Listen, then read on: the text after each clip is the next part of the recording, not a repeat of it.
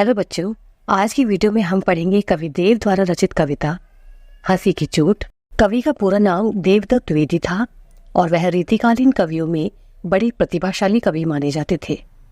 हंसी की चोट कविता में देव ने उस समय का वर्णन किया है जब कृष्ण के मथुरा जाने से गोपियां दुखी हो गई थी और हंसना भूल गई थी। वह दिन रात कृष्ण की ही खोज करती रहती थी और इसी आशा पर जीवित थी कि एक दिन कृष्ण उनसे मिलने जरूर आएंगे। इस कविता के माध्यम से देव ने शरीर के पंच तत्वों का भी जिक्र किया है। तो आइए शुरू करते हैं और पढ़ते हैं कविता हंसी की चोट। सांसनी ही सौ समीर गयो अरु, आंसुन ही सब नीर गयो ढरी, तेज गयो गुण लय अपनो, अरु भूमि गई तन की तनुता करी।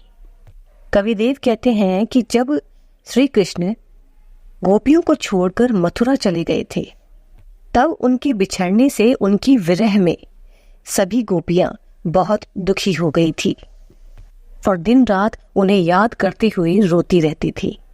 गोपियां कहती हैं कि अब तो ऐसा लगता है कि सांसों से वायु चली गई हो, यानी उन्हें ऐसा लग रहा है कि जैसे उनकी सांसों में अब वायु नहीं बह रही है, उनकी सांसें बस नाम के लिए चल रही हैं। आंखों में आंसू तो हैं पर पानी नहीं है, यानी आंसू आते हैं पर बहते हुए नहीं दिखते, क्योंकि उनके अंदर से आंसू रूपी जो जल है, जो पानी है, वो सूख चुका है। आगे गोपियां कह रही हैं कि उनके शरीर में जो तेज है वो भी अपना गुण ले गया। तेज यानी अग्नि। हमारे शरीर में जो ताकत होती है वो इसी तेज से, इसी अग्नि द्वारा होती है और कृष्ण के बिछड़ने से वो बिल्कुल शिथिल पड़ गई हैं। इसीलिए उन्हें लग रहा है कि उनमें अब तेज भी नहीं रहा और उनके पैरों से उन्हें भूमि भी खिसकती हुई नजर आ रही है। उन्हें ऐसा प्रतीत हो रहा है जैसे उनके पांव के नीचे अब जमीन भी ना हो और शरीर धीरे धीरे कमजोर होता दिखाई दे रहा है। कविदेव ने इस कविता के माध्यम से शरीर के उन पंच तत्वों की बात की है जिससे शरीर बनता है, यानी कृष्ण के बिछड़ने से शरीर के सभी तत्व खत्म होते दिखाई दे रहे हैं सिवाय एक तत्व के। वो कौन सा तत्व है? वो तत्व है आकाश तत्व, यानी वायु, जल, अग्नि और भूमि, ये चार हो चुके हैं। अब बचता है एक तत्व, आकाश तत्व। तो चलिए आगे की दो लाइनें पढ़ लेते हैं। देव जिये मिली बेही की आस की, आसबु पास आकाश रयो भरी, जा दिन तय मुख फेरी हरे हंसी, हेरी हियो जो लियो हरि जो हरी।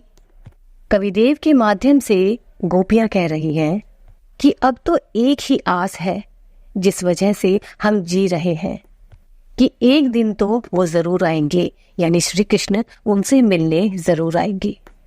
और वो आकाश रूपी तत्व जो है वो एक उम्मीद है, एक आस है श्री कृष्ण से मिलने की, जो गोपियों ने अपने अंदर जगा कर रखी है। गोपियां कहती हैं कि श्री कृष्ण जिस दिन हमसे मुख फेर कर गए थे, उस दिन उनके चेहरे पर एक मुस्कान थी। वो अपने साथ हमारा हृदय भी ले गए थे। आज भी हम उसी हरि को, यानी श्री कृष्ण को तलाश रहे हैं जो हमारे हृदय को चुरा कर ले गए। यानी श्री कृष्ण की हंसी की चोट उनके हृदय में ऐसी लगी कि गोपियों को बार बार उनकी याद सता रही है।